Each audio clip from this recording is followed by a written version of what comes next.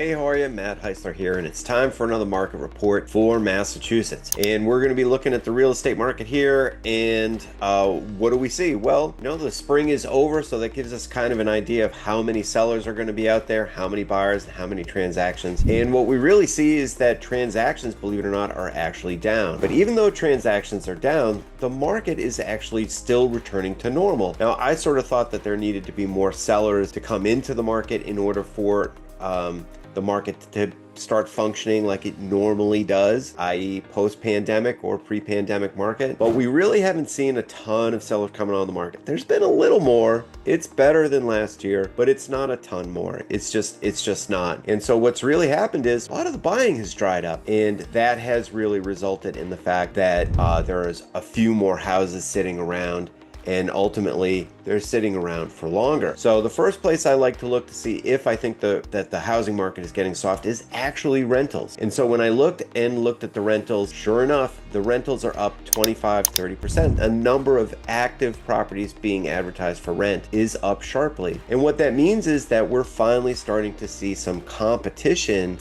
by landlords in order to look for tenants. Okay, so the number of properties that are out there for rent has gone up, and it's taking longer for landlords to find tenants. And to do that, they're incenting them with lower prices. That's how you incent tenants to come. And when that happens, that takes potential first-time buyers out of the market. So there's a ripple effect. There's a domino effect. Whereas if more people decide that renting is a better deal, then it turns out that the single-family market is probably going to soften a little bit as well. And are we talking about a dramatic softening? No, we're not talking about a dramatic number of rentals. So we're really not talking about a dramatic amount of softening in the single family market, but we are seeing it. So I think when we finish the year, I think what we're going to see is that prices are probably flat. Maybe they're up 1%, but it's going to be a little deceptive because a lot of the properties that are in the best condition and are in the nicest locations, those properties definitely moved up this year. But what's really different about this market is the properties that need work. Those properties have needed to make price adjustments to come down in order to get sold.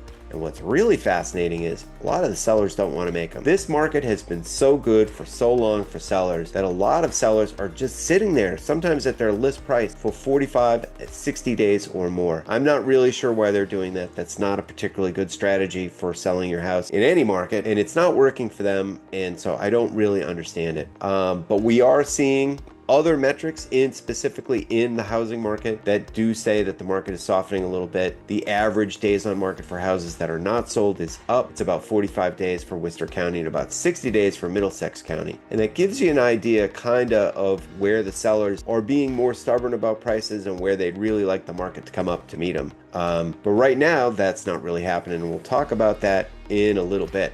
But I do think people should understand that I've been watching these reports for a long time. I've been talking about inventory levels. There's not enough inventory, and that's why prices keep going up. Well, I still can say that there really isn't enough inventory, but we're a lot closer to the amount of inventory levels that I would expect in a slightly rising market. That's not really a seller's market. It's just a normal market. It's a healthy market, and we are definitely getting close to there. So I think the days of 6%, 7%, or 10% growth in housing prices year over year, those look to be in the rearview mirror. We really haven't seen that for 2 or 3 years.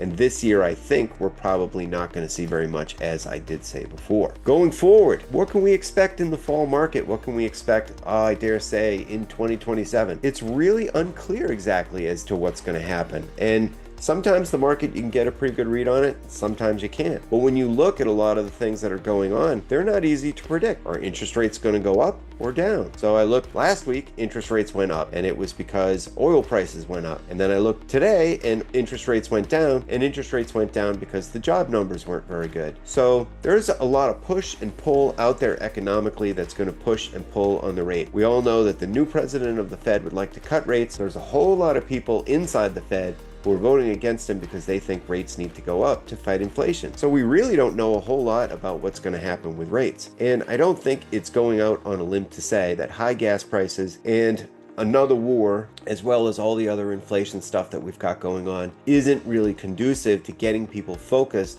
on what they need to be focused on when they want to buy houses. One more year, but I'm not sure I want to move. I'd encourage you to go look around and see if you can't find a better deal on the rental market, because again, that market has softened quite a bit, and I think you will be able to find something better. So that's the market report for today. Hope you are well, and if you have any questions about your home search, feel free to reach out to me. I'll be happy to help you.